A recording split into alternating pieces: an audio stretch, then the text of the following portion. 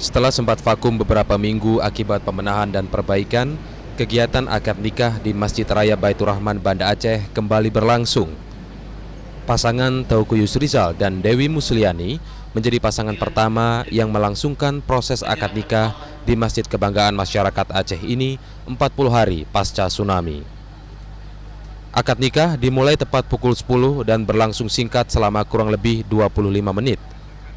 Dengan diawali pembacaan Al-Quran, seolah menghidupkan kembali suasana masjid seperti sedia kala.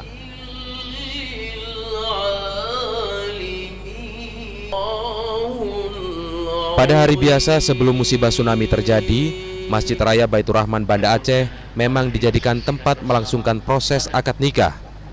Menurut Koordinator Pengurus Masjid Sanusi Hanafi, dalam sehari dapat dilangsungkan 3 proses pernikahan yang terbagi dalam jam yang ketat. Proses akad nikah yang berlangsung tidak boleh lebih dari pukul 11 siang karena akan digunakan sholat duhur berjamaah. Untuk pasangan yang ingin melangsungkan akad nikah di masjid ini, mereka harus mendaftar ke pengurus masjid paling lambat 1 minggu sebelum hari pelaksanaan. Selain itu, 4 hari sebelumnya pula, mereka harus melakukan pendaftaran ulang sebagai tanda jadi. Dalam melakukan pendaftaran, pasangan diwajibkan membayar sedekah sebesar Rp200.000 sebagai biaya pengganti panitia pelaksana yang disediakan pihak masjid, yang antara lain terdiri dari pemandu acara, pembaca Al-Quran, pembaca doa, dan khotib akad nikah. Dengan sejumlah biaya tersebut, masyarakat dari berbagai kalangan tidak keberatan, mengingat melangsungkan akad nikah di Masjid Raya Baitur Rahman merupakan hal yang sakral dan membanggakan.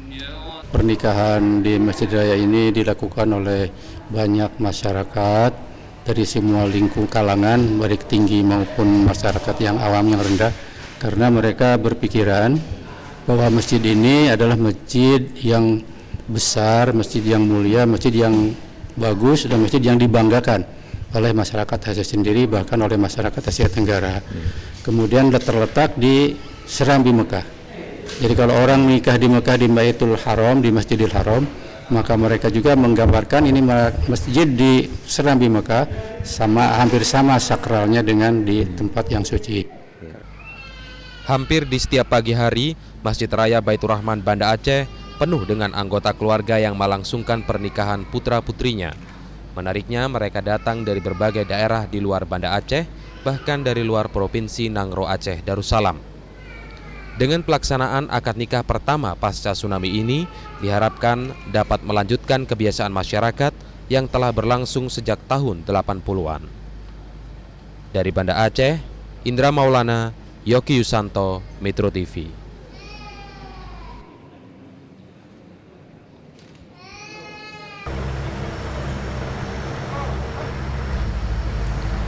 Kedatangan Perdana Menteri Turki Recep Tayyip Erdogan di Bandara Sultan Iskandar Muda disambut oleh Menteri Sosial Bakhtiar Hamzah.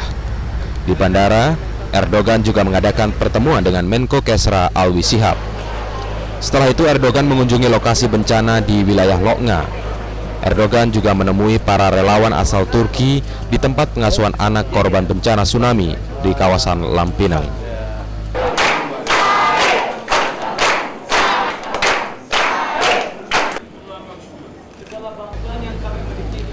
Di lokasi ini, pemerintah Turki bekerja sama dengan Departemen Sosial merawat 98 anak korban tsunami.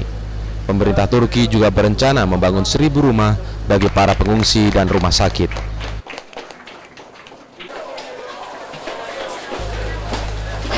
Sementara itu, Menteri Luar Negeri Belanda Bernard Bots tiba di Bandara Iskandar Muda, Banda Aceh sekitar pukul 1 siang. Di Banda Aceh, Bots mengunjungi sejumlah kantor Badan PBB yang dibuka selama pasca tsunami. Bots juga menyempatkan diri menemui para relawan asal Belanda di Rumah Sakit Zainul Arifin. Di rumah sakit, Bots juga berdialog dengan relawan bernama Syafruddin yang juga menjadi korban tsunami. Dalam dialognya, Bots menyatakan ingin mengetahui kebutuhan bagi pemulihan aktivitas ekonomi di Aceh. Menurut Bots, pemerintah Belanda melihat pentingnya pembangunan sektor kelautan. Karenanya, pemerintah Belanda berniat membantu pengadaan kapal. Usai melihat kondisi Aceh, kedua tamu negara ini langsung meninggalkan Aceh. Dari Banda Aceh, Tim Liputan Metro TV.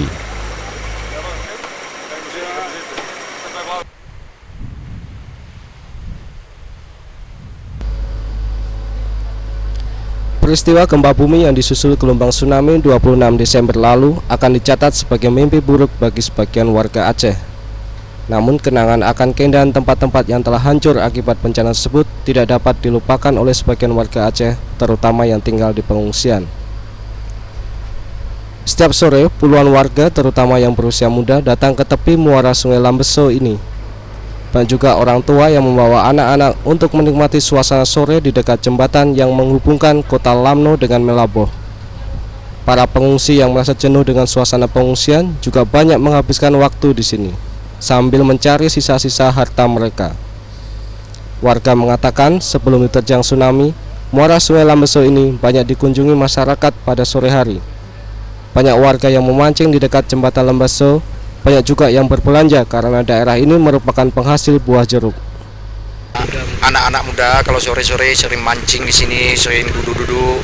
Karena ini kan laut luas, pemandangannya luas, memang indah pemandangan di sini. Bapak sendiri? Saya juga, Pak. Kadang-kadang saya kalau habis bekerja, saya sering santai-santai di sini bawa anak-anak, istri saya. Sekarang ini ngapain, Pak? Sekarang ini saya untuk menenangkan hati. Warga berharap muara Sungai Lambeso ini dapat segera dibangun sehingga kawasan ini akan ramai kembali. Wahid Ahmad Aryono, Budi Santoso, Metro TV.